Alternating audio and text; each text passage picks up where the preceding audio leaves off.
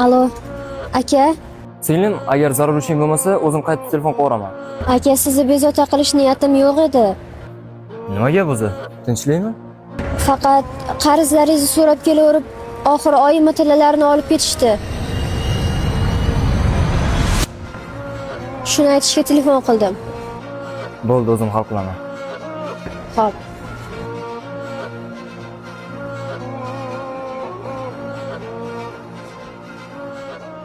Hammasi o'sha kundan boshlandi. Men nima qilishimni bilmas edim, lekin hech kim yordam bermasligini bilardim va to'g'ri Samandarning oldiga bordim. Ular menga ko'chada Echo degan laqabni berishdi.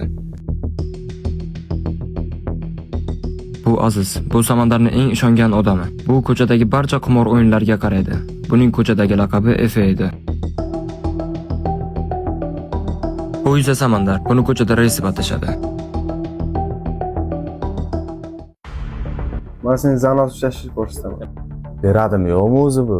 Beradi, sen ishonmani qara. Tushdi, qara. Tushdi. Nabot. 2,5 milliard.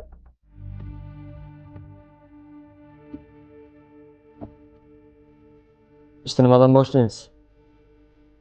Mana, men senga nima degandim? O'zi keladi deganmidim? Seni ko'rganimdan xursandman, bratan. Nima gap o'zi? Tinchlikmi? Nima ish qilishimiz menga qiziq yo'q.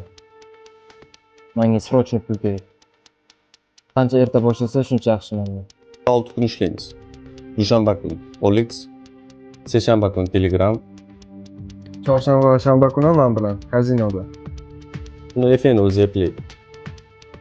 Qolgan hafta kunlari ham xuddi shunaqa davom etadi. Yakshanba kuni kelganida aytaman. Hozir shunda menga nimalar kerak bo'ladi? Sen hozir birinchi o'rinda sim karta va plastik kartalar to'plasan. Shu bilan ishni boshlaymiz.